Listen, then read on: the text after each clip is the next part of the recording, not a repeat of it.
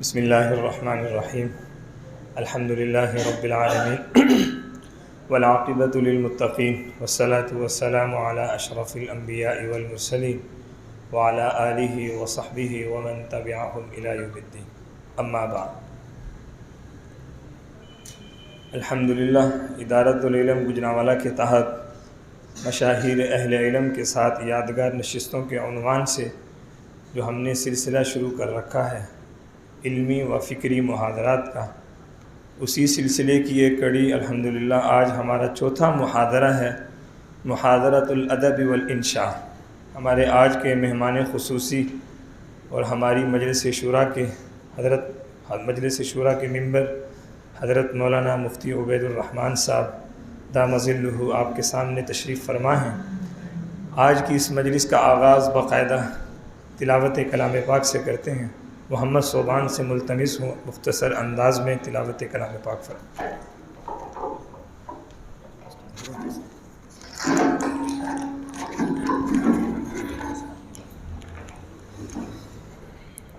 اعوذ باللہ من الشیطان الرجیم، بسم اللہ الرحمن الرحیم۔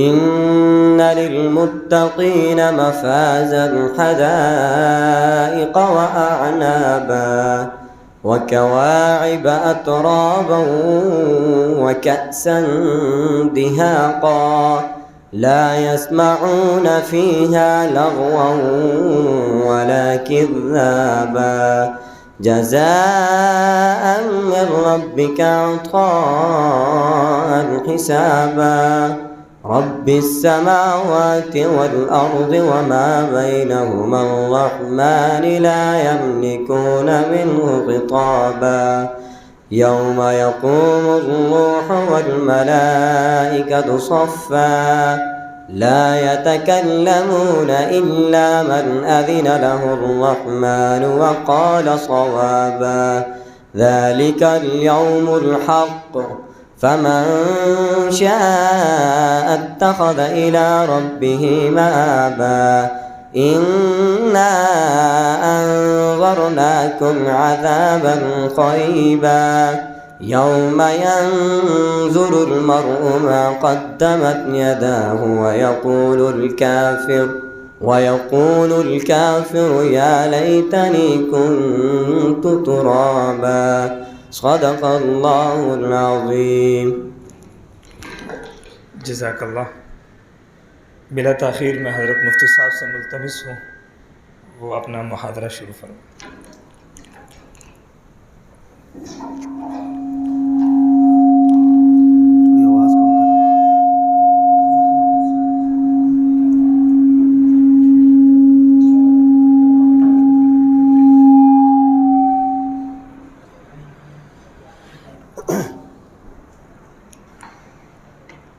بسم اللہ الرحمن الرحیم۔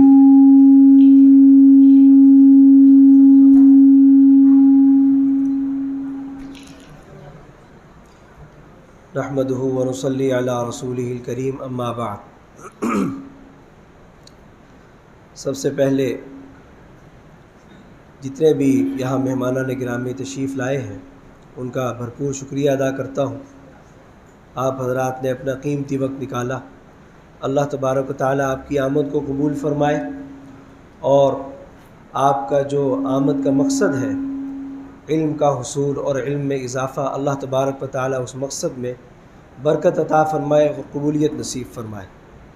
اس کے بعد جو اس پروگرام کے منعقد کرنے والے ہیں بالخصوص ان کا شکریہ ادا کرنا چاہتا ہوں، خاص طور پر حضرت مولانا عبید اللہ عامر صاحب دامت برکاتہم اور ان کے فرزند ارجمند حضرت مولانا خبیب عامر صاحب اور مولانا شراز صاحب اور ان کی پوری ٹیم، جتنے حضرات بھی اس کاوش اور جد و جہد میں شریک ہیں، اللہ تبارک و تعالیٰ ان سب کو اپنی شان کے مطابق بدلہ عطا فرمائے، اور جو ان حضرات کے مقاصد ہیں اللہ تبارک و تعالیٰ ان کو خوب برکتوں کے ساتھ اللہ تبارک و تعالیٰ اس کے ثمرات نصیب فرمائے۔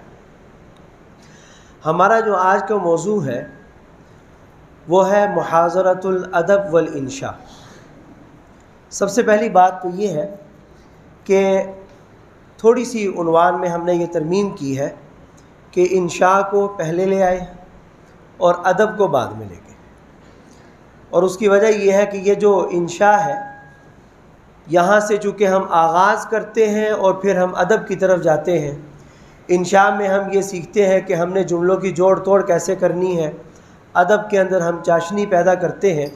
تو یوں کر لیجئے کہ محاضرۃ الانشاء والادب، محاضرۃ الانشاء والادب۔ تو سب سے پہلے میں چند گزارشات انشاء کے حوالے سے پیش کروں گا اور اس کے بعد انشاءاللہ ہم ادب کی طرف بڑھیں گے۔ انشاء کیا چیز ہے؟ انشاء عربی زبان کا لفظ ہے، اور عربی زبان میں انشاء کا معنی ہے پیدا کرنا، کوئی بھی چیز بنانا، تیار کرنا، اس کو انشاء کہا جاتا ہے۔ کوئی بھی انسان جو اپنی تخلیق، اپنی طرف سے کوئی کریٹیو کام کر رہا ہے، بول رہا ہے، ایک جملے بنا رہا ہے، تحریر کر رہا ہے، جملوں کو ترتیب دے کر ایک مضمون تیار کر رہا ہے، اس کو انشاء کہا جاتا ہے۔ المعجم الوسیط سے ہم نے تعریف کی ہے، انشأ الشیء احدثہ واوجدہ، کہ انشأ ینشئ انشاء کا معنی ہوتا ہے کسی چیز کو عدم سے وجود میں لانا۔ ایک چیز موجود نہیں ہے، الفاظ موجود نہیں ہیں، معانی موجود نہیں ہے، ہم ان الفاظ اور معانی کو عدم سے وجود میں لا رہے ہیں، ایک نئی چیز بنا رہے ہیں، اس کو انشاء کہا جاتا ہے۔ اور قرآن کریم سے اس کی دلیل دی ہے کہ وَهُوَ الَّذِي أَنشَأَكُم مِّن نَّفْسٍ وَاحِدَةٍ، اللہ تعالیٰ کا ارشاد ہے قرآن کریم میں کہ اللہ تعالیٰ وہ ہے جس نے تمہیں ایک جان سے پیدا کیا، یعنی عدم سے وجود عطا کیا۔ تو انشاء دراصل کیا ہے؟ انشاء یہ ہے کہ ہم اپنے مافی ضمیر کے اظہار کے لیے کچھ نئے الفاظ، کچھ نئی تعبیرات اور کچھ نئے خیالات پیدا کریں، اپنا کچھ اظہار کریں، اپنے مافی ضمیر کا اظہار کریں۔ اچھا، اس تعریف سے آپ یہ بھی سمجھ سکتے ہیں کہ انشاء جو ہے اس کا تعلق ہوتا ہے کچھ بنانے سے، کچھ پیدا کرنے سے۔ ہمارے ہاں درس نظامی میں معلم الانشاء کتاب پڑھائی جاتی ہے، تو معلم الانشاء کا مطلب ہے انشاء کو سکھانے والی کتاب، لیکن آپ اس کے پہلے حصے میں دیکھیں گے کہ اس میں انشاء نہیں ہے، عدم سے وجود نہیں ہے۔ ہم عام طور پر ہمارے طلباء جو معلم الانشاء پڑھ لیتے ہیں تو ان کو، بعض ساتھیوں کو یہ خیال رہتا ہے کہ انشاء کا مطلب یہ ہے کہ ہمیں آپ اردو عبارت دیں گے، ہم اس کا ترجمہ کر دیں گے، عربی عبارت دیں گے، ہم اس کا اردو میں ترجمہ کریں گے۔ تو انشاء کا مطلب عام طور پر یہ سمجھا جاتا ہے کہ عربی سے اردو میں ترجمہ کر دینا، اردو سے عربی میں ترجمہ کر دینا۔ یاد رکھیے، یہ حقیقی انشاء نہیں ہے۔ اس کو انشاء کی طرف پہلا قدم کہا جا سکتا ہے کہ انشاء کی طرف ہم چلنے کے لیے کسی کی تحریر پر اعتماد کر رہے ہیں، لیکن یہ حقیقی انشاء نہیں ہے۔ انشاء کا معنی ہے پیدا کرنا، خود سے کوئی تحریر لکھنا، اور چونکہ اس کا معنی پیدا کرنا ہے، لہٰذا اصل مفہوم کے لحاظ سے جو انشاء ہے اس کا تعلق صرف تحریر سے نہیں، یہ محدود نہیں ہے تحریر تک۔ ایک خطیب ہے، وہ ایک اچھوتے انداز میں، ایک نئے انداز میں خطاب کرتے ہیں، تقریر کرتے ہیں، یہ بھی انشاء ہے۔ ایک قلم کار کوئی تحریر لکھتا ہے، یہ بھی انشاء ہے۔ کوئی انسان وعظ کر رہا ہے، کچھ نئے خیالات کے ذریعے بات کا اظہار کر رہا ہے، یہ بھی انشاء ہے۔ تو انشاء چاہے زبان سے ہو چاہے تحریر سے ہو، دونوں پر انشاء کے لفظ کا اطلاق کیا جاتا ہے۔ تو لغوی معنی ہے اس کا پیدا کرنا، اور اصطلاحی معنی کیا ہے؟ انشاء کا اصطلاحی معنی ہے السیطرۃ علی اللغہ کوسیلۃ للتفکیر۔ السیطرۃ علی اللغہ کوسیلۃ للتفکیر۔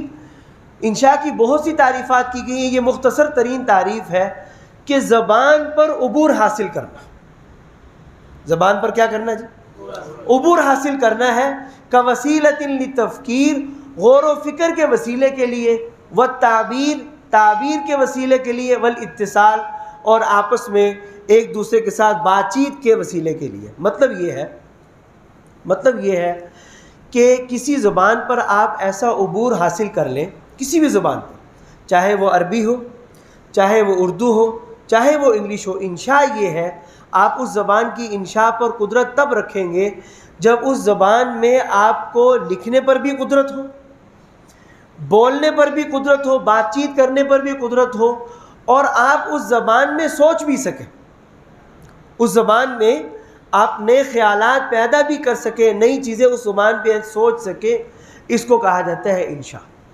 تو آپ اس کی تعریف سے سمجھ سکتے ہیں کہ یہ بہت ہی اعلیٰ قسم کا لیول ہے اور بہت ہی ایڈوانس چیز ہے. یہ بالکل ابتدائی طور پر جب آپ کوئی زبان سیکھتے ہیں تو ابتدائی طور پر انسان نہ تو اس زبان میں سوچ سکتا ہے، ہاں جی، اور نہ ہی انسان اس زبان کے اندر تعبیر کر سکتا ہے. اس کو مشکل پیش آتی ہے، غلطیاں کرتا ہے، اور نہ ہی آپس میں بات چیت اور ایک دوسرے سے جو مذاکرہ ہے ابتدا میں وہ زبان انسان کے لیے ایسی مشکل ہوتی ہے کہ اس کے لیے بولنا، لکھنا، سوچنا اس زبان میں مشکل ہوتا ہے.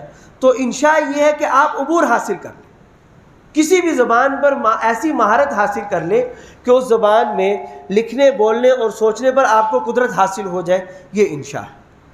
تو ہم جب کہتے ہیں کہ ہم عربی انشاء سیکھ رہے ہیں، ہم عربی انشاء سیکھ رہے ہیں، تو اس کا مطلب یہ ہوتا ہے کہ ہم اس بات کی محنت کر رہے ہیں کہ ہم رفتہ رفتہ رفتہ رفتہ کوشش کرتے کرتے ہم اس مقام پر پہنچے کہ ہم عربی زبان میں لکھ بھی سکیں، بول بھی سکیں اور غور و فکر بھی کر سکیں. ہم کچھ نئی چیزیں، اپنے نئے مضامین، اپنی نئی تحریرات عربی زبان میں لکھ سکیں. تو یہ ہے عربی انشاء. اب سب سے پہلی بات تو یہ ہے کہ اس کے مفہوم کو سمجھنے کے بعد کہ عربی انشاء کی ہمارے ہاں اہمیت کیا ہے، ہمیں انشاء کیوں سیکھنی چاہیے، ہمیں انشاء عربی کے سیکھنے کی طرف قدم کیوں بڑھانا چاہیے، ہمارے لیے یہ چیز اتنی اہم کیوں ہے. سب سے پہلی بات تو یہ ہے کہ اگر آپ عربی زبان کے حوالے سے آپ حضرات کے سامنے میں بات کروں، آپ تقریباً ماشاءاللہ اکثر ساتھی اہل مدارس اور مدارس سے تعلق رکھنے والے، پڑھنے پڑھانے والے ہیں. عربی زبان کی جو اہمیت ہے، میں اس کی زیادہ تفصیل میں نہیں جاؤں گا، کہ عربی زبان کی جو اہمیت ہے اس سے کسی بھی کوئی بھی مسلمان ناآشنا نہیں ہے.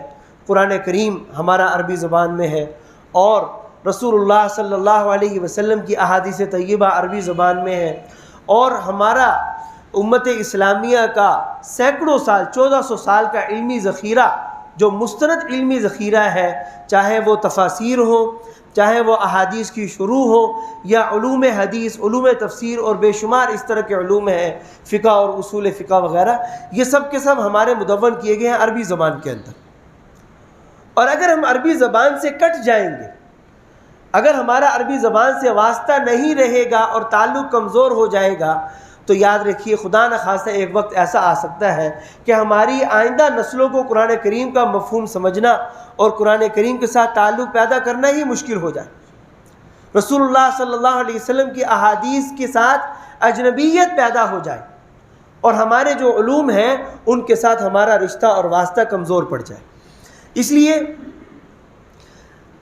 جو عربی انشاء ہے، عربی زبان ہے، یہ عربی زبان کے ساتھ ہمارا ایسے ہی گہرا لگاؤ اور تعلق ہے جیسے ہمارا گہرا اور لگاؤ اور تعلق قرآن کریم کے ساتھ، جیسے ہمارا گہرا تعلق رسول اللہ صلی اللہ علیہ وسلم کی احادیث کے ساتھ ہے.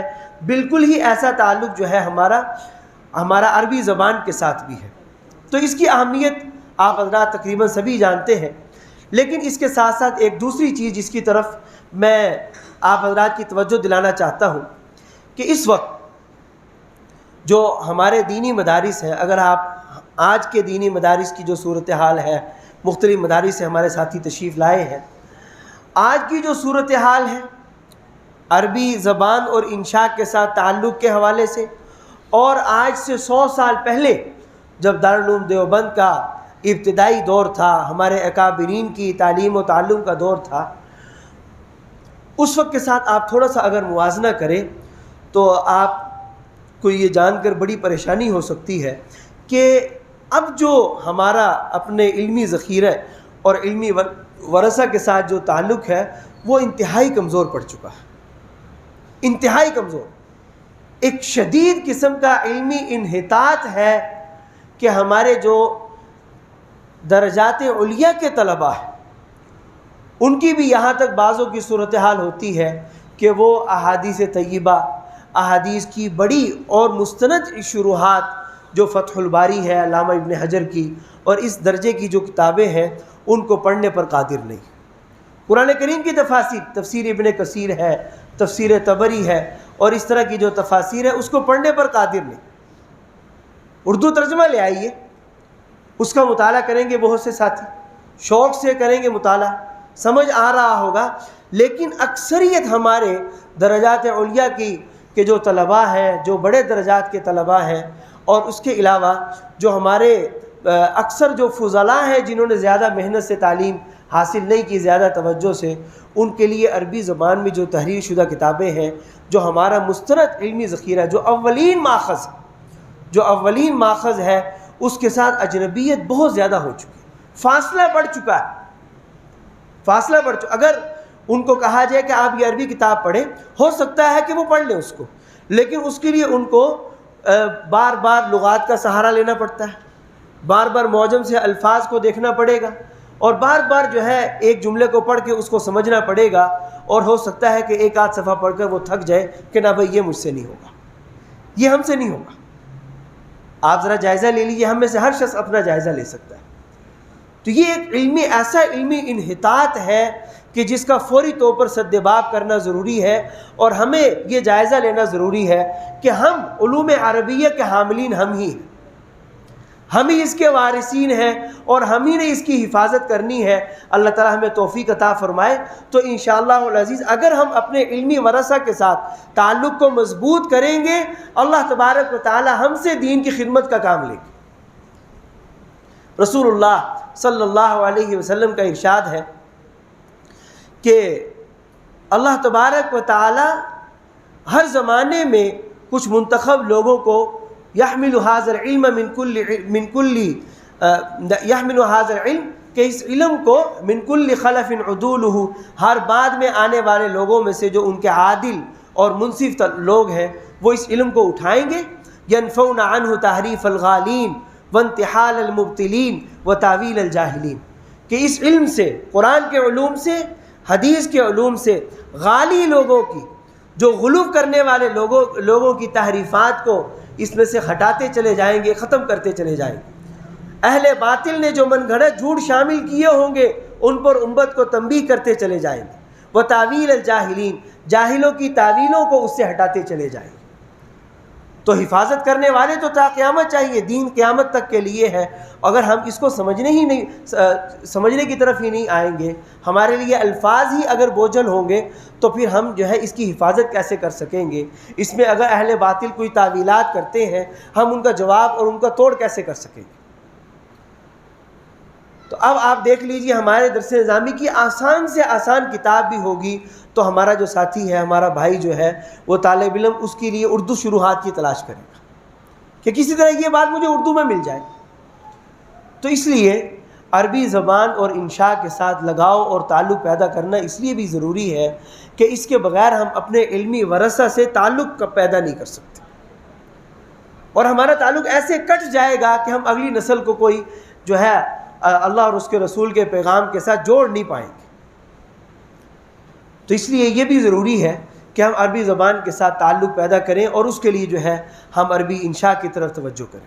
اسی طرح اس وقت جو ہے دنیا میں جو انقلابات رونما ہو رہے ہیں اور ایک عالمی سطح پر جو جنگ چھڑی ہوئی ہے وہ یہ ہے کہ ثقافت اور تہذیب کی جنگ، جس میں جو ہے کفار مسلمانوں پر اپنا تسلط چاہتے ہیں، اور جس کو انہوں نے نام دیا ہے نیو ورلڈ آرڈر کا، کہ نیو ورلڈ آرڈر، کہ پوری دنیا ایک گلوبل ویلیج ہے، یہ ایک ہی گاؤں، ایک ہی علاقہ ہے پوری دنیا، اور اس کے مختلف خطے ہیں، لہٰذا پوری دنیا پر ایک ہی نظام ہونا چاہیے، پوری دنیا کا نظام ایک ہونا چاہیے، اور اس نظام میں جو بنیادی اس کے خد و خال ہیں، اس کے لیے ان کی تعلیمات بھی ہیں، ان کے اپنے قوانین ان کو وہ وضع کر رہے ہیں، اور ساتھ ساتھ اس کے لیے زبان کی جنگ بھی انہوں نے چھیڑ رکھی ہے کہ اپنی زبان کو ایسا غلبہ دے دیں کہ باقی سب زبانیں اس کے تحت مٹ کر رہ جائیں۔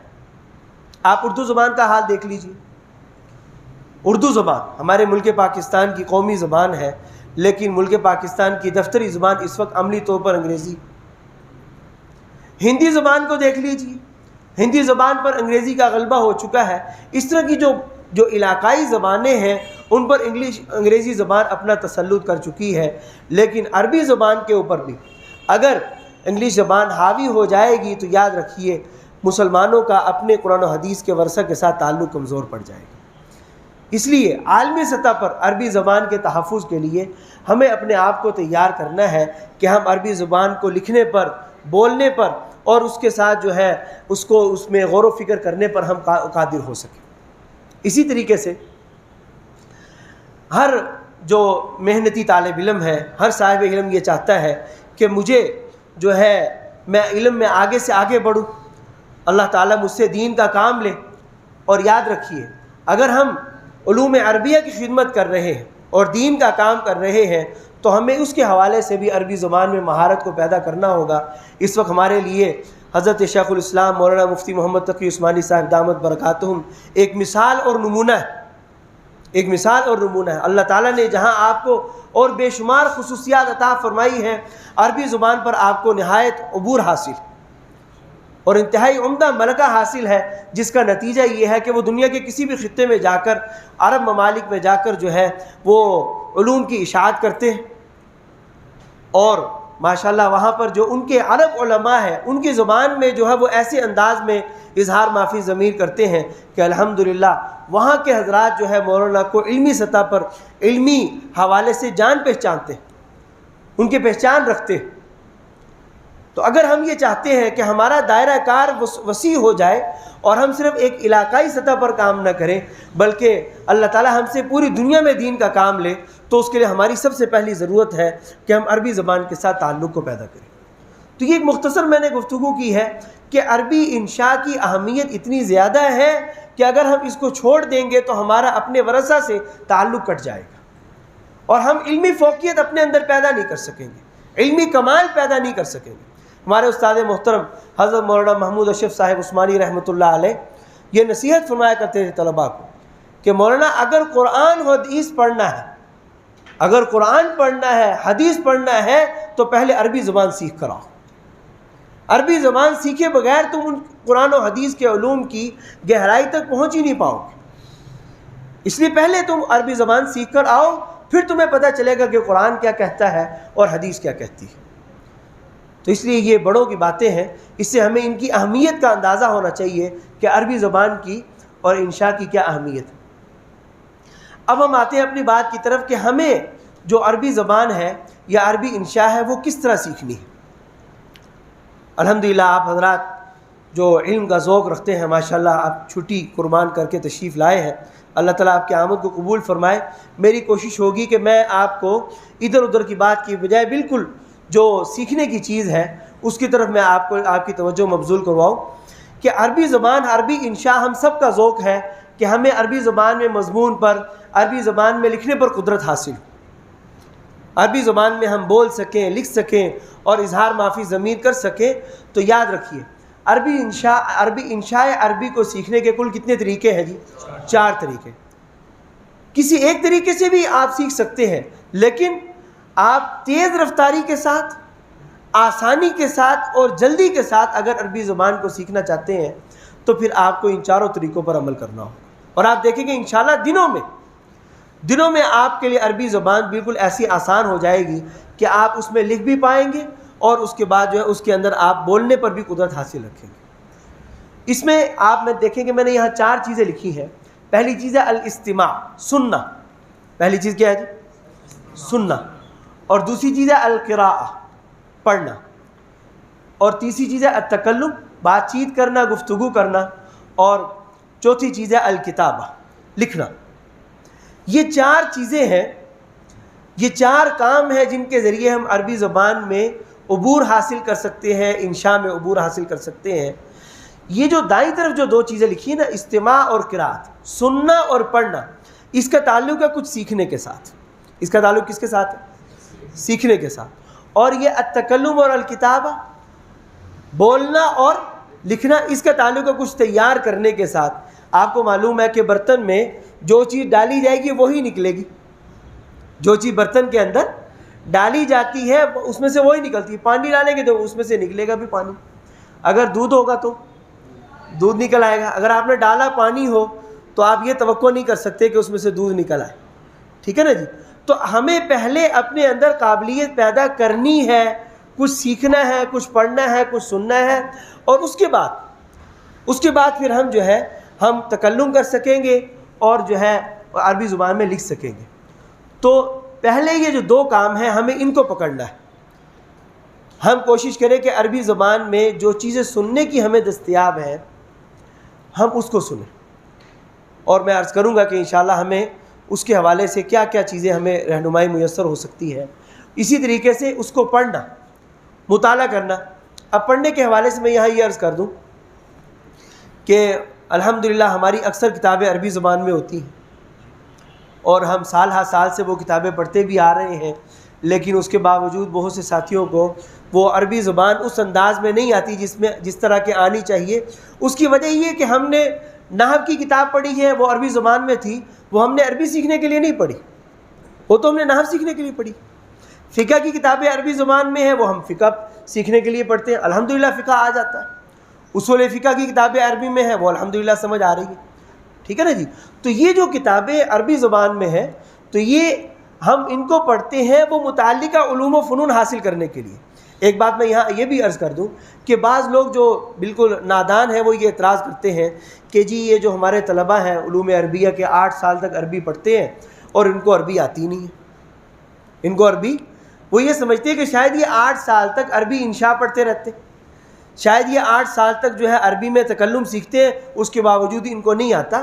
8 سال تک تو الحمدللہ ہمارے ہاں 20 سے زائد علوم پڑھائے جاتے ہیں، جس میں تفسیر ہے، جس میں حدیث ہے، فقہ، اصول فقہ ہے، نحو ہے، صرف ہے. تو یہ علوم ہم عربی زبان میں جو کتابیں اس میں لکھی ہوئی ہیں، تو ہم اصل میں ہماری توجہ چونکہ نحو پڑھتے وقت نحو کے اصول کی طرف ہوتی ہے، ہم ان کی طرف دھیان دیتے ہیں، فقہ میں فقہ کی طرف، اصول فقہ میں اصول فقہ کی طرف. تو اس وجہ سے ہمارا جو دھیان اور توجہ ہے وہ پڑھتے وقت جو ہے ہمارا انشاء کی طرف نہیں جاتا. تو اس لیے یہاں جو پڑھنے سے مراد ہے وہ یہ نہیں ہے کہ آپ فقہ کی کتابیں پڑھیں یا آپ جو ہے اصول فقہ اور نحو و صرف کی کتابیں پڑھیں، بلکہ یہاں ہم نے جو پڑھنا ہے انشاء عربی سیکھنے کے لیے ہم نے وہ کتابیں پڑھنی جن سے انشاء آ جائے. اور پھر وہ جو ہماری کتابیں ہیں عربی زبان میں جو لکھی ہوئی ہے اور ہم نے الحمدللہ ان کو پڑھا ہے وہ ہمارے لیے معاون بن جائیں گی.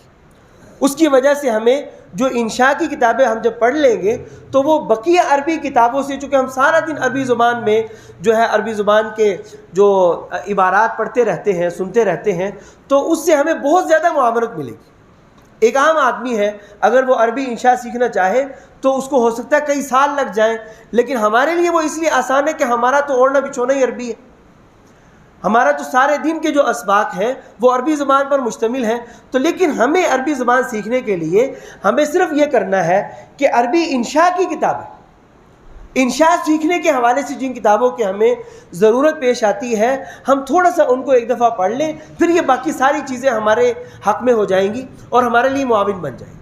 تو یہ کل 4 چیزیں ہیں. سب سے پہلی چیز کیا ہے جی؟ سننا، ٹھیک ہے نا. اور دوسری چیز کیا ہے؟ قراءت، پڑھنا. ان دونوں چیزوں سے ہم کچھ جو ہے اپنے ذہن میں کچھ خاکہ بنا سکتے ہیں، کچھ سیکھ سکتے ہیں. اور دوسری 2 چیزیں ہیں تکلم، بات چیت کرنا، اور کتابت، لکھنا. اس سے ہم کچھ نئی چیزیں پیدا کر سکتے ہیں اور اپنے معافی ضمیر کا اظہار ان کے ذریعے کر سکتے ہیں. سب سے پہلی چیز سننا ہے. اب سننے کے حوالے سے ہمیں مختلف چیزیں دستیاب ہو سکتی ہیں، اور بعض آپ کو مشورہ دیں گے کہ یار عربی زبان میں جو مکالمات ہیں، کچھ کتابیں اس طرح کی العربیۃ بین یدیک وغیرہ، اس طرح کی کتابیں آپ کو مل جائیں گی جس میں مکالمے، ایک آدمی بول رہا ہے دوسرا جواب دے رہا ہے، اس طرح کی کتابیں آپ کو دستیاب ہو سکتی ہیں. بعض اس طرح کے مشورے بھی دیتے ہیں کہ اس طرح کی کتابیں پڑھ لی جائیں. بعض اوقات جو ہے وہ اس طرح کے مشورے بھی دیے جاتے ہیں بعض حضرات جو عربی زبان سکھاتے ہیں کہ آپ عربی کے کارٹون دیکھ لیں. کیا دیکھ لیں گی؟ ہاں، کارٹون سے بڑھ کر بعض اس طرح کے اور بھی مشورے دیے جاتے ہیں جو یہاں قابل ذکر نہیں ہے، ٹھیک ہے. تو اس طرح کی چیزیں دیکھنے کے بھی آپ کو مشورے دیے جائیں گے، لیکن ہمارا دین، ہماری تعلیمات سب سے مقدم ہے، اور ہمیں ایک دائرے میں رہتے ہوئے چیز کو سیکھنا ہے. تو میں اس کے لیے آپ کو مشورہ دوں گا کہ ہمارے جو عرب کے مشائخ ہیں، اللہ تعالیٰ نے عربوں میں قدرتی فصاحت و بلاغت رکھی ہے، اور آج بھی ایسا نہیں ہے کہ 1400 سال کا عرصہ گزر گیا اسلام کو، اب بہت انحطاط بھی آ چکا ہے، بہت کمی بھی آ چکا ہے، لیکن آج بھی اگر آپ عرب علماء کے بیانات کو سنیں گے، آپ دیکھیں گے وہ بیان کرتے ہیں، روتے ہیں، ان کی آنکھوں سے آنسو جاری، بے شمار مشائخ،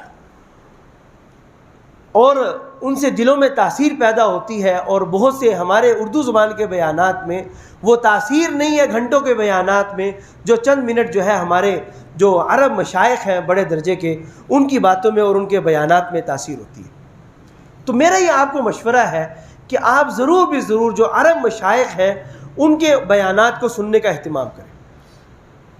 یہ چیز میں نے بڑے سوچ سمجھ کے بعد اور اپنے اساتذہ کو دیکھنے کے بعد جو ہے یہ چیز میں نے آپ کے لیے منتخب کی ہے کہ جو عرب مشائخ ہیں، عرب شیوخ ہیں، اب تو جو حرم مکی کے جو حرم مکی اور حرم مدنی کے جو مشائخ ہیں، وہ ان کے جو خطبات ہیں جمعہ کے، ان کے دروس ہیں، وہ بھی اب جو ہے ریکارڈنگ ہوتے ہیں، اور وہ سب جو ہے انٹرنیٹ پر دستیاب ہیں اور بآسانی دستیاب ہیں۔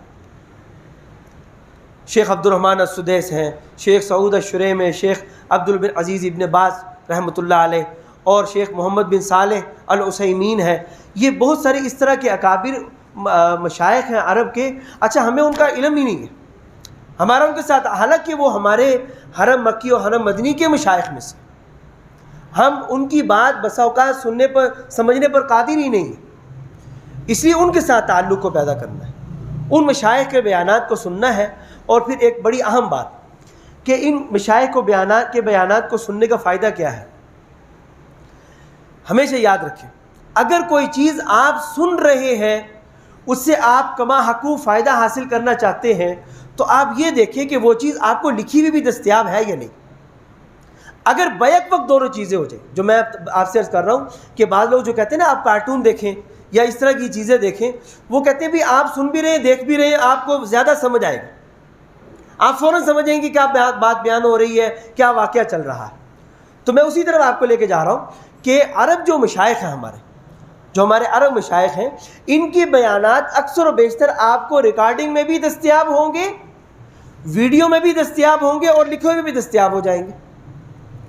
اور ایسے جو دروس ہیں ان کی تعداد جو ہے وہ کوئی 10 20 12 50 نہیں ہے، بلکہ سینکڑوں میں تعداد، آپ جتنا زیادہ سے زیادہ چاہیں استفادہ کر سکتے ہیں۔ یہ دروس آپ کو لکھے ہوئے بھی ملیں گے، اور یہ دروس آپ کو صوتی شکل میں، آڈیو کی شکل میں اور ویڈیو کی شکل میں بھی مل جائیں گے۔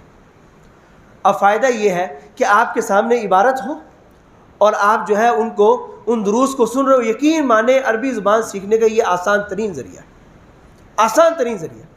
ہمارے استاد محترم حضرت مولانا حسین قاسم صاحب دامت برکاتہم العالیہ دارالعلوم کراچی کے شعبہ عربی کے سرپرست ہیں، سربراہ ہیں، تو وہ ہمیں عربی زبان پڑھایا کرتے تھے۔ انہوں نے ہفتے میں ایک دن مختص کر رکھا تھا کہ وہ عرب مشائخ کے دروس کی ریکارڈنگ لایا کرتے تھے، اور تمام طلبہ کرام وہ ریکارڈنگ سنا کرتے تھے۔ تو اس سے ہمیں بڑا فائدہ ہوا، اور ہمیں اپنی بات اور اپنے اظہار معافی زمین میں بہت زیادہ اس میں آسانی پیدا ہوگی۔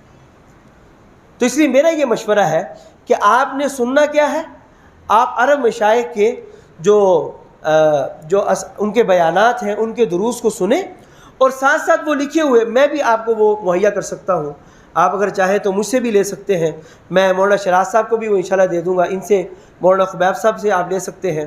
تو آپ کی انشاءاللہ یہ آسان ہو جائے گا کہ ان دروس کو آپ سنتے بھی چلے جائیں اور ساتھ ساتھ اس کو پڑھتے چلے جائیں۔ بس آپ کے سامنے عبارت ہوگی، اور یہ نہیں کہ اس میں رد و بدل ہے، وہ ہو بہو وہی عبارت ہوگی جو آپ پڑھتے جا رہے ہیں اور ساتھ ساتھ سنتے جا رہے ہیں۔ یہ انشاءاللہ آپ کے لیے بہت آسان ہو۔ تو پہلی چیز کیا ہے جی؟ سننا۔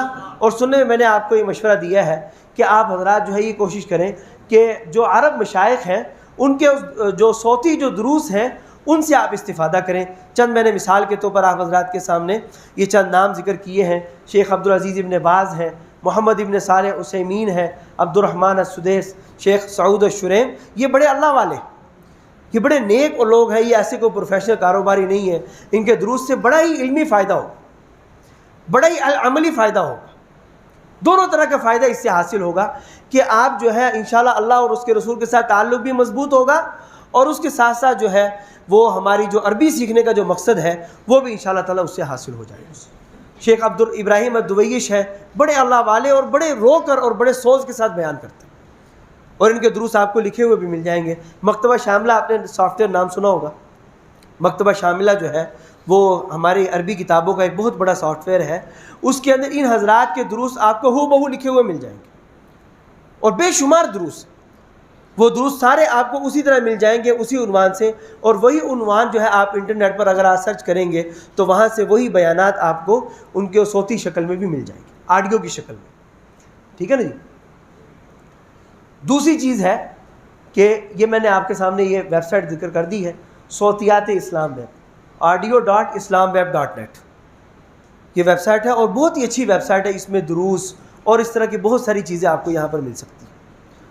تو اس ویب سائٹ کو آپ اپنے پاس محفوظ کر لیں، یہاں آپ کو مشائخ کے دروس اور بیانات جو عرب مشائخ ہیں وہ آپ کو مل جائیں گے، اور یہ چیز مفید ہے آپ کے لیے بہت زیادہ، ٹھیک ہے جی۔ تو پہلی چیز کیا ہوگی جی؟ استماع، سننا، پہلی چیز کیا ہے جی؟ سننا، اور دوسری چیز کیا ہوگی جی؟ القراءہ، پڑھنا۔ انہی خطبات کو جو ہے آپ سن بھی سکتے ہیں اور پڑھ بھی سکتے ہیں۔ اب یہاں پر دوسری چیز کی طرف چلتے ہیں۔ میں نے قراءت کے حوالے سے ایک چیز تو آپ کو بیان کی ہے کہ ان دروس کو بھی آپ سن بھی سکتے ہیں اور اس کو پڑھ بھی سکتے ہیں، لیکن انشاء سیکھنا چاہ رہے ہیں نا ہم۔ تو انشاء سیکھنے میں جب ہم قراءت کی طرف آتے ہیں، پڑھنے کی طرف آتے ہیں، تو پڑھنے میں ہمیں انشاء سیکھنے کے لیے دو چیزوں کی ضرورت ہے، دو طرح کی کتابوں کی ضرورت ہے۔ ایک وہ کتابیں ہیں جن کے اندر ہمیں قواعد سکھائے جاتے ہیں، کیا سکھائے جاتے ہیں جی؟ قواعد سکھائے جاتے ہیں، اور دوسری وہ کتابیں ہیں جس میں قواعد نہیں سکھائے گئے بلکہ ان قواعد کو اپلائی کر کے باقاعدہ تحریریں لکھی گئی، ٹھیک ہے نا جی۔ تو یہ جو قواعد کی کتابیں ہوتی ہیں، کچھ قواعد تو وہ ہیں جو ہم صرف اور نحو میں پڑھ لیتے ہیں، ان کے لیے تو الگ سے کسی کتاب کے پڑھنے کی ضرورت نہیں ہے۔ آپ ہدایت النحو کو اٹھا لیں، آسان ترین کتاب، آسان ترین انداز میں قواعد کو جمع کر دیا گیا ہے، مبتدی جو ہے درجہ ثانیہ کے طلبہ آسانی سے اس کو سمجھ سکتے ہیں، اور بعد والوں کے لیے بھی وہ آسان ترین کتاب، کوئی بھی قاعدہ دیکھنا ہو آپ ان میں سے تلاش کر سکتے ہیں۔ اسی طریقے سے صرف اور نحو کے قواعد تو ہم ان میں سے سیکھ لیتے ہیں، بلاغت کی کتابیں الگ ہیں، لیکن ہمیں انشاء کی کتابیں پڑھنی ہیں انشاء سیکھنے کے لیے۔ انشاء کی کتابوں میں کیا ہوتا ہے؟ یہی صرف اور نحو کے اکثر و بیشتر قواعد ہوتے ہیں، اکثر و بیشتر قواعد وہی ہوتے ہیں ہماری انشاء کی کتابوں میں، جو صرف اور نحو میں ہم یا تو ضمناً پڑھ چکے ہوتے ہیں یا صراحتاً پڑھ چکے ہوتے ہیں، لیکن ہماری توجہ اس وقت اس کو سمجھنے کی طرف، ان قواعد کو یاد کرنے کی طرف اور وفاق کے امتحان کے پاس کرنے کی طرف ہوتی ہے، تو جس کی وجہ سے ہمارا جو ہے دھیان اس میں اس کے حوالے سے سیکھنے پر نہیں ہوتا کہ ہم اس سے کچھ سیکھ کر عربی زبان سے استفادہ کریں، اس میں مہارت پیدا کریں۔ تو اس لیے انشاء کی کتابیں اس انداز سے مدون کی جاتی ہیں کہ ہم ان کو وہ جو صرف نحو کے قواعد ہیں ان کو اپنے جملوں میں لے آئیں، اور بڑے ہی ترتیب سے یہ قواعد کی کتابیں مرتب کی گئی ہیں کہ بالکل ابتدائی سطح سے جو ہے مبتدی کو شروع کیا جاتا ہے، بالکل ابتدائی سطح سے مضاف مضاف الیہ موصوف سے بنانا آپ کو سکھایا جاتا ہے، اور پھر رفتہ رفتہ مبتدا خبر، جملہ اسمیہ، جملہ فعلیہ، اور پھر آہستہ آہستہ جملے جو بڑے جملے بنانا ہے، جار مجرور ہے، ظروف ہے، جملہ شرطیہ ہے، یہ جملے بنانے کی طرف آپ کو لے کر آتے ہیں۔ تو اللہ تعالیٰ جزائے خیر عطا فرمائے۔ میں چونکہ کتابیں دیکھتا رہتا ہوں اور اکثر و بیشتر کتابوں کے ساتھ ہی تعلق رہتا ہے، جتنا بھی ہے تعلق، تو میرا جو محدود مشاہدہ ہے وہ یہ ہے کہ ہماری جو اکابرین کی کتابیں جو قواعد اور انشاء پر جو لکھی گئی ہیں، جو ہمارے مدارس کے فضلاء، ہمارے اکابرین اور ہمارے اساتذہ ہیں، ان کی جو کتابیں ہیں نا جی، جیسے معلم الانشاء ہو گئی، عربی کا معلم ہو گئی، اور اس انداز کی جو کتابیں جن کا میں آگے مختصر تعارف پیش کروں گا، یہ جو کتابیں ہیں یہ یقین جانے بہت ہی قیمتی کتابیں ہیں، اور آپ کسی بھی دنیا کے کسی بھی خطے کی آپ جو زبان کی کتابیں لکھی گئی ان سے آپ موازنہ کریں تو آپ کو سیکھنے کے حوالے سے جتنی تیز رفتار انداز میں یہ کتابیں سکھاتی ہیں، آپ کو شاید دوسری کتابیں اس طرح دستیاب نہ ہوں۔ عرب علماء کی کتابیں بھی بڑی قیمتی کتابیں ہیں، لیکن وہ اس ماحول کو سامنے رکھ کر لکھی گئی ہیں کہ بچہ گھر میں عربی بول رہا ہے، بچہ عربی زبان میں بات کر رہا ہے، عربی زبان کو سمجھ رہا ہے، عربی کتابیں اس کے سامنے ہیں، تو انہوں نے اس انداز میں قواعد کو اپلائی نہیں کیا، اس کو جاری نہیں کیا ہوا جس انداز میں ہمارے ہاں اور ہماری ذہنی سطح کو، ہماری صرف نحو کو سامنے رکھ کے ہمارے اکابرین نے کتابیں مدون کی ہیں۔ اس لیے ان کی قدر کرنی چاہیے، یہ بڑی قیمتی کتابیں، یاد رکھیں۔ تو پہلی چیز کیا ہے جی؟ کتب قواعد، اور دوسری چیز کیا ہے جی؟ کتب اہل قلم۔ جو اہل قلم ہے عربی زبان میں جنہوں نے تحریریں لکھی ہیں، ہم ان کو پڑھیں گے، ٹھیک ہے جی۔ تو سب سے پہلے جو کتب قواعد ہیں، آپ اس میں دیکھیں پہلی تو چیز کیا آ جاتی ہے؟ صرف نحو کی کتابیں۔ تو میں نے عرض کیا صرف نحو کی کتابوں کو آپ کو نئے سرے سے پڑھنا، ٹھیک ہے۔ کبھی ضرورت ہو، کوئی قاعدہ سمجھ نہیں آ رہا ہے، یا کسی قاعدے میں کوئی اشکال ہے، یا کسی میں آپ مہارت پیدا کرنا چاہتے ہیں، ضرور دیکھیں، ٹھیک ہے جی۔ یہ آپ کی چیز آپ پڑھ چکے ہیں، ٹھیک ہے۔ لیکن یہ کہ یہ آپ کو عربی انشاء سیکھنے کے لیے باقاعدہ نئے سرے سے صرف نہیں پڑھنی پڑے گی، باقاعدہ نئے سرے سے نحو نہیں سیکھنی پڑے گی، بلکہ وہ آپ پڑھ چکے ہیں۔ کسی قاعدے میں آپ کو کوئی اشتباہ ہے، بھئی منادہ کا اعراب کیا بنانا ہے، ٹھیک ہے جی، فلاں چیز ہے موصوف صفت میں، فلاں کا اعراب کیا ہوگا، بدل ہے یہاں پر اس کا کیا اعراب ہوگا، تو یہ چیز دیکھنے کے لیے تو آپ استفادہ کر سکتے ہیں، ٹھیک ہے۔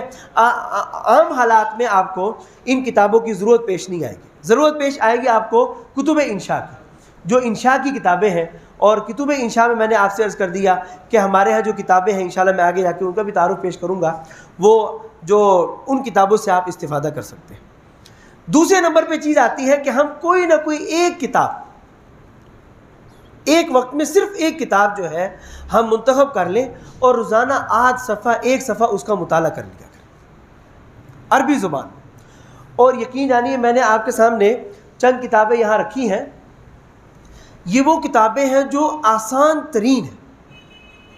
میں آپ کے لیے وہ کتابیں نہیں لے کر آیا کہ جو جناب جی آپ پڑھیں گے تو کوئی اسمعی یا کوئی جاحظ یا فرزدق وغیرہ کی، ٹھیک ہے نا، نہیں، یہ حالانکہ ہمارا یہ جو محاضرۃ الانشاء والادب ہے، لیکن اس میں ادب وہی ہوگا جو میری سطح کا ہے، ٹھیک ہے جی، آپ بالکل بے فکر رہیں۔ یہ وہ کتابیں ہیں، سور من حیات صحابہ، شیخ عبد الرحمن رافت بادشاہ رحمۃ اللہ علیہ، ان کی کتابیں اتنی آسان ہے، صحابہ کرام کے سوانے ہیں، ایک ایک صحابی کو لے کر واقعاتی انداز میں وہ کتاب لکھتے ہیں، اور ایمان تازہ ہوتا ہے، مزہ آ جاتا ہے۔ اور اگر آپ کو تھوڑی بہت بھی عربی زبان سے واقفیت ہے، آپ کو ایسا لگے گا آپ اردو زبان میں کوئی کتاب پڑھ رہے ہیں، اور بڑی اچھی تعبیرات، صاف ستھری تعبیرات۔ سور من حیات صحابہ، پھر اس کا ایک اور حصہ بھی آیا سور من حیات صحابیات، ٹھیک ہے نا جی۔ تو یہ بہت ہی آسان کتاب ہے، آپ یہ خرید لیں، ایک صفحہ، آدھ صفحہ جو ہے وہ آپ روزانہ پڑھ لیں۔ کہیں کہیں آپ کو لغت دیکھنے کی ضرورت پیش آئے گی تو آپ جو ہے اس سے بالکل نہ ہچکچائیں، لغت ضرور دیکھیں، اس کی عادت ڈالیں، لیکن آپ کو جو جیسے مقامات ہیں یا معلقات سبع، اس انداز میں آپ کو یہ نہیں کہ ہر سطر میں 10 دفعہ آپ کو لغت دیکھنی پڑے پھر بھی کچھ سمجھ نہ آئے، ٹھیک ہے جی، اس انداز میں نہیں، یہ پیچیدہ کتابیں نہیں، ٹھیک ہے، سمجھ رہے ہیں جی بات؟ آپ پریشان تو بور تو نہیں ہو رہے اس سبق سے؟ ہاں، کوئی یہ تھوڑا سا خشک موضوع ہے، لیکن انشاءاللہ آپ کو مزہ آئے گا، ٹھیک ہے جی۔ تو میں آپ سے انشاءاللہ بڑی قیمتی باتیں آپ سے کرنی ہے جو بڑوں سے سیکھی ہے، ہماری باتیں قیمتی تو نہیں ہیں، بہرحال۔ تو یہ سور من حیات صحابہ بڑی آسان کتاب ہے، آپ اس سے استفادہ کریں، انشاءاللہ آپ کو عربی سیکھنے کے حوالے سے یہ بڑی مددگار کتاب ثابت ہوگی۔ اسی طرح ہمارے حضرت مولانا یوسف کاندلوی رحمۃ اللہ علیہ نے ایک بہت بڑا احسان کیا امت پر، حیات الصحابہ لکھی۔ یہ حیات الصحابہ آپ پڑھیں بالکل جس طرح آپ زاد الطالبین پڑھ رہے ہیں، کیا پڑھ رہے ہیں جی؟ زاد الطالبین، اس طرح بالکل آسان کتاب، اور پھر صحابہ اکرام کے حوالے سے ہے، بالکل آسان، عربی سیکھنے کے لیے یہ بالکل بیسٹ ہے، ٹھیک ہے، عربی زبان میں۔ اس کا اردو، پھر اچھی بات یہ ہے اس کا اردو ترجمہ بھی دستیاب ہے، ٹھیک ہے، مولانا احسان صاحب نے اس کا بڑا اچھے انداز میں ترجمہ کیا، آپ دونوں رکھ سکتے ہیں، کہیں آپ کو ترجمے کی ضرورت پیش آئے آپ وہاں سے بھی دیکھ سکتے ہیں۔ لیکن عربی زبان کی جو کتاب ہے حضرت کاندلوی رحمۃ اللہ علیہ کی، آپ اس کو تھوڑا سا روزانہ پڑھ لیں۔ اسی طریقے سے مختارات من ادب العرب ہے، اور اس انداز کی کچھ اور کتابیں بھی ہیں جس میں نفحۃ العرب بھی شامل ہے۔ دیکھیں، یاد رکھیں، جب آپ کسی عربی زبان کی کتابیں پڑھتے ہیں تو ہر ادیب کی ہر عبارت جو ہے وہ بہت ہی اعلیٰ قسم کی نہیں ہوتی، ادب کی بے شمار کتابیں۔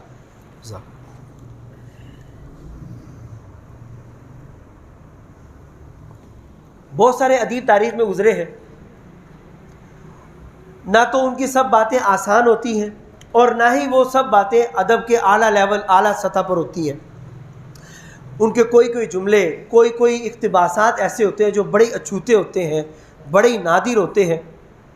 تو کچھ کتابیں ہمارے مشائخ نے ایسی لکھی ہیں کہ جس میں ان کتابوں سے اقتباسات لیے ہیں۔ ان بڑے بڑے جو ادبا ہیں، ادیب گزرے ہیں، ان کی کتابوں سے اقتباسات لیے کہ یہ جملہ، ان کے اقتباس ان کو اچھا لگا، انہوں نے اس کو لے لیا۔ فلاں ادیب کی فلاں عبارت ان کو اچھی لگی، انہوں نے اس عبارت کو لے لیا۔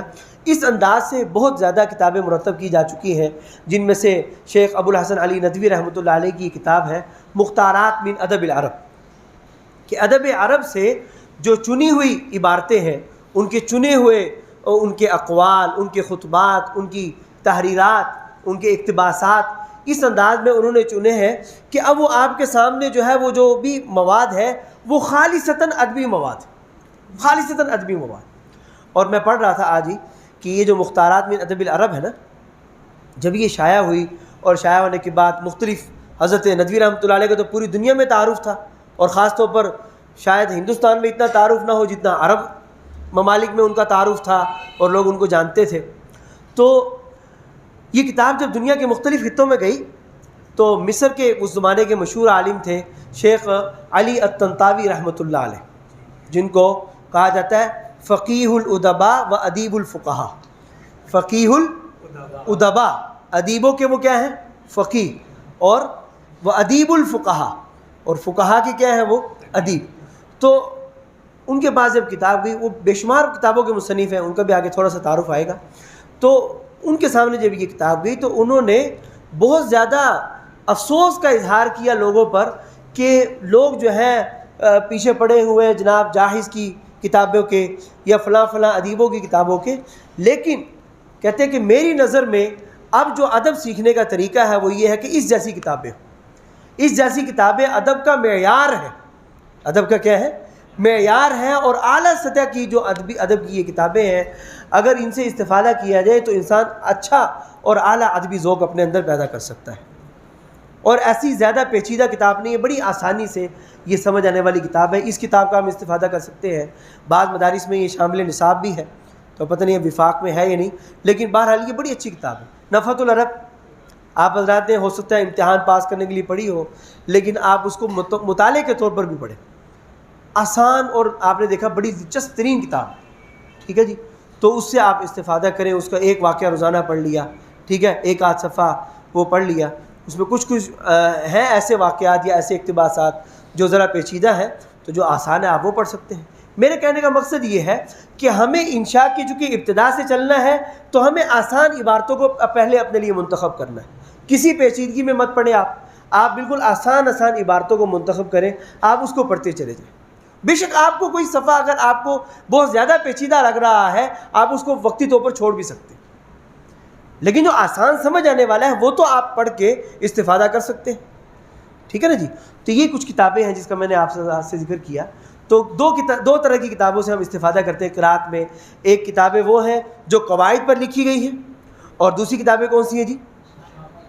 جو اہل قلم جی وہ قواعد کی وہی انشاء کی کتابیں، کتب انشاء اور کتب قواعد وہی ہیں، اور معلم انشاء ہے، عربی کا معلم ہے، ٹھیک ہے جی، اور الطریقۃ العصریہ ڈاکٹر عبدالرزاق اسکندر رحمۃ اللہ علیہ کی، ٹھیک ہے نا جی۔ اس انداز کی جو کتابیں ہیں ان سے بھرپور استفادہ کریں۔ اور دوسرا جو اہل قلم نے جو کتابیں لکھی ہیں مختلف موضوعات پر، جو آسان کتابیں ہیں جن میں سے چند کا میں نے تعارف ذکر کیا، ان کو آپ روزانہ اپنے مطالعے کا حصہ بنا لیں۔ یہاں میں نے ایک چھوٹا سا ایک خطبے سے استفادہ کیا ہے، یہاں ایک اقتباس نقل کیا ہے۔ تو یہ ایک خطبہ ہے حضرت ابراہیم دویش رحمۃ اللہ علیہ کا۔ میں یہ چاہتا ہوں کہ میں آپ حضرات کے سامنے ہی ہے، میرے خیال نظر آ رہا ہوگا آپ حضرات کو، تو بعینی ہو بہو یہ خطبہ جو ہے آپ کو آڈیو میں بھی اسی طرح دستیاب ہے۔ میں اس کی ریکارڈنگ لے کر آیا ہوں آپ حضرات کے لیے کہ یہاں سے آپ دیکھ سکتے ہیں۔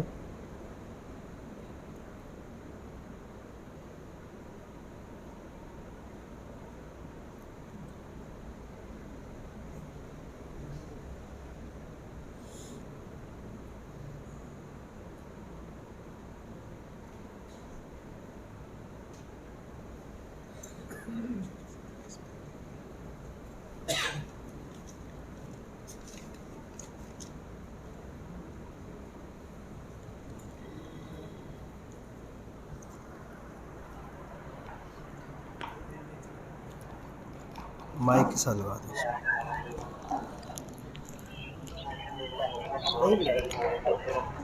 ونعوذ بالله من شرور انفسنا ومن سيئات اعمالنا من يهده الله فلا مضل له ومن يضلل فلا هادي له واشهد ان لا اله الا الله وحده لا شريك له واشهد ان محمدا عبده ورسوله. اما بعد السلام عليكم ورحمه الله وبركاته. وهذه ليله الاثنين الموافق 12 من شهر العاشر للعام 15 بعد 400 والألف. مثال سمجھ آ رہا ہے؟ وفي هذا الجامع المبارك في مدينة عيون الجوار يتجدد اللقاء مع هذه الوجوه الطيبة المباركة. یہاں دیکھیں یہ اب یہ ایک لفظ لکھا ہے، یہ جو لفظ ہے کہ اب پتہ نہیں اس کو عیون الجبی پڑھیں گے یہ کیا پڑھیں گے، ٹھیک ہے نا جی. تو وہ سننے سے فوراً آپ کو سمجھ آ رہا ہے کہ یہ عیون الجوار، ٹھیک ہے، کوئی شہر کا نام ہوگا، ٹھیک ہے. مقصد کہنے کی کہ سننے سے آپ کو یہ آسانی ہو جاتی ہے کہ آپ کو تلفظ پتہ چل رہا ہے. وموضوع هذا اللقاء هو بعنوان مبشرات أو بشائر ومبشرات. بشائر ومبشرات. وفي وقت تشالبت فيه المصائب والمحن على المسلمين، وفي وقت الجراح تنزف في كل جزء من جسد هذه الأمة، في وقت تحرجت فيه النفوس یہ فی وقت بار بار بول رہے ہیں وہ کاٹ دیے. حتى أصاب كثيرا من الناس اليأس والقنوط. فما أن تذكر الأمة الإسلامية حتى تسمع الثقرات والآهات والحوقلة والاستفجاع، وكأن الأسباب انقطعت والآمال تبترت في هذا الوقت العصيب. وفي مثل هذه الظروف أزف إليكم أيها الأحبة هذه البشائر وهذه المبشرات. أزفها إليكم لنوسى أو لتركما أشعة تخرج بالجديد وبتملأ المسلمة بالثقة واليقين. وأزفها إليكم لتشعر القلوب الحية بالعز والتمكين وليشرق فيها أعداء الدين وليغط بها المنافقون والمبطلون. أشرق إليكم هذه البشائر وهذه المبشرات وأزفها إليكم تبشيرا للغافل وتبشيرا للذاكر. أزف إليكم هذه المبشرات لتحيا عن نصوص الأبيات. آپ دیکھیں اتنا آسان ہو جائے گا آپ کے لیے، ٹھیک ہے نا جی. تو جتنے بھی یہ مشائخ ہیں ان کے دروس آپ کے پاس موجود ہوں گے، ان کی عبارتیں میں انشاءاللہ یہ تقریباً کوئی 20 کے قریب دروس آڈیو بھی اور لکھے ہوئے بھی مولانا شراز صاحب کے حوالے کر دوں گا، ٹھیک ہے. آپ ان سے وصول کر سکتے ہیں، مولانا خبیب صاحب سے وصول کر سکتے ہیں. 2-4 دنوں میں انشاءاللہ میں ان کے پاس پہنچا دوں گا، ٹھیک ہے نا جی. تو اس سے یہ ہوگا کہ آپ اس کو پڑھ بھی سکتے ہیں اور ساتھ ساتھ اس کو سن بھی سکتے ہیں. انشاءاللہ تعالیٰ آپ کو بڑا اس سے علمی فائدہ ہوگا اور بڑی آسان ہو جائے گا آپ کے لیے مطالعہ کرنا اور اس کو سمجھنا، ٹھیک ہے جی. تو پہلی چیز تھی کیا عربی انشاء سیکھنے کے لیے، ذرا مذاکرہ کر لیتے ہیں. سننا، پہلی چیز کیا ہے جی؟ استماع، ان کو سننا. اور دوسری چیز کیا ہے؟ یہ ہل گیا شاید.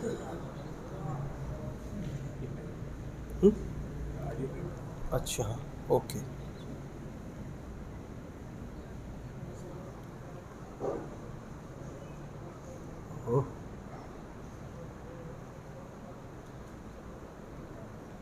تیسری چیز آ گئی گفتگو، بات چیت. یہاں آ کے ہم کافی پریشانی کے شکار ہو جاتے ہیں، ٹھیک ہے جی. کہ کیونکہ گفتگو کرنے میں یہ ہوتا ہے کہ اپنے آپ کو تھوڑا سا پابند کرنا ہوتا ہے، تھوڑا ماحول پیدا کرنا ہوتا ہے. اور بالخصوص جہاں ماحول نہ ہو عربی زبان میں گفتگو کرنے کا، تو اس میں کچھ رکاوٹیں ہمارے ساتھیوں کی طرف سے بھی ہوتی ہیں. کوئی ساتھی کوئی جملہ بولتا ہے تو بعض کو بڑا عربی کا اس کو شوق چڑھ رہا ہے وغیرہ وغیرہ. تو اگر ہم یہ چیز کچھ ساتھی آپس میں مذاکرہ کر کے، کچھ ساتھی آپس میں مل کر مشورہ کر کے اپنے اوپر یہ پابندی کر لے کہ یار ہم فلاں وقت بیٹھ جایا کریں گے، جس طرح تکرار کرنے کے لیے بیٹھتے ہیں، جس طرح ہم تکرار کیا کرتے ہیں اسی انداز میں ہم عصر کے بعد یا کسی فارغ وقت کے اندر ہم روزانہ 10-15 منٹ عربی زبان میں گفتگو کر لیں. بات کیا کرنی ہے وہی روزمرہ کی بات ہوگی. اگر کوئی لفظ نہیں آئے گا تو کوئی بات نہیں، بعد میں اس کو قاموس سے دیکھا جا سکتا ہے، اس لفظ کو سیکھا جا سکتا ہے. لیکن یاد رکھیں بات کرنے کا فائدہ کیا ہوگا؟ بات کرنے کا فائدہ یہ ہوگا کہ آپ کے ذہن میں ایک سوال پیدا ہوگا کہ یار یہ تو لفظ مجھے آتا ہی نہیں. آپ کو پہلے لگ رہا تھا کہ نہیں عربی ہے کوئی بات نہیں کر لیں گے بات چیت، ٹھیک ہے. لیکن جب آپ بات چیت شروع کریں گے، بولنا شروع کریں گے، اچانک سے آپ کی توجہ اس طرف جائے گی کہ یار یہ چیز تو سیکھنے والی ہے، یہ چیز تو، یہ لفظ تو دیکھنا ہے مجھے لغت کے اندر. ٹھیک ہے، تو اس سے سوال پیدا ہوتا ہے، اس سے موقع ملتا ہے، تنبیہ ہوتی ہے اپنے آپ کو کہ ہاں یہ چیز مجھے سیکھنی ہے. ٹھیک ہے جی. تو یہ ہے، آپ روزانہ جو ہے 15 منٹ آپ جو ہے تکلم کو دے دیں. اور اگر آپ کو کوئی ایسا ماحول نہیں مل رہا تو کسی ساتھی کو آپ تیار کر کے 2-4 ساتھی ہو جائیں اور پھر جو ہے وہ 15-20 منٹ روزانہ جو ہے عربی زبان میں گفتگو کر لیا کریں. اب عربی زبان میں گفتگو کرنے کے لیے آپ کو کچھ موضوعات چاہیے ہوں گے، آپ کو کچھ مواد چاہیے ہوگا. تو وہ میں نے آپ حضرات کے سامنے یہاں پر 2 طرح کی کتابیں یہاں پر ذکر کی ہیں کہ ہمیں گفتگو کرنے کے لیے ہمیں مواد کہاں سے ملے گا. ہم بات چیت کرنا چاہتے ہیں لیکن ہمیں آتا ہی کچھ نہیں، ہمیں نہیں پتہ کہ ہم نے اس 15 منٹ میں کیا کرنا ہے، ہمیں اس 15 منٹ کے اندر کیا بولنا ہے، کیا بات چیت کرنی ہے، اور ہمیں تو جملے بنانے ہی نہیں آتے. ہاں جی. تو اس طرح آپ یہ کر سکتے ہیں کہ ایک دن میں آپ ایک عنوان منتخب کر لیں، ایک موضوع منتخب کر لیں کہ جی آج یار فلاں، آپ مثال کے طور پر آج ہم جو ہے کھیل کے بارے میں گفتگو کریں گے. ابھی میں نے کتابیں آپ کے سامنے یہاں پہ ذکر کروں گا کہ آپ کو وہاں پر موضوع مل جائے گا کہ بھئی مبارات کھیل ہے. ٹھیک ہے، لعب کھیل کے میدان میں آپ کیا گفتگو کر سکتے ہیں. ٹھیک ہے، آپ کو وہاں سے وہ کچھ رہنمائی مل جائے گی کہ ہاں بھائی یہ سوال جواب ہو سکتے ہیں، اس میں یہ الفاظ ہے، فلاں لفظ کو عربی میں یہ کہتے ہیں، فلاں لفظ کو عربی میں یہ کہتے ہیں. تو ہمارے اکابر نے ایسی کتابیں مرتب کی ہیں. مجھے پتہ پہلے نماز کا وقفہ ہے، انشاءاللہ پھر اس پر نماز کے بعد بات کرتے ہیں. جزاکم اللہ.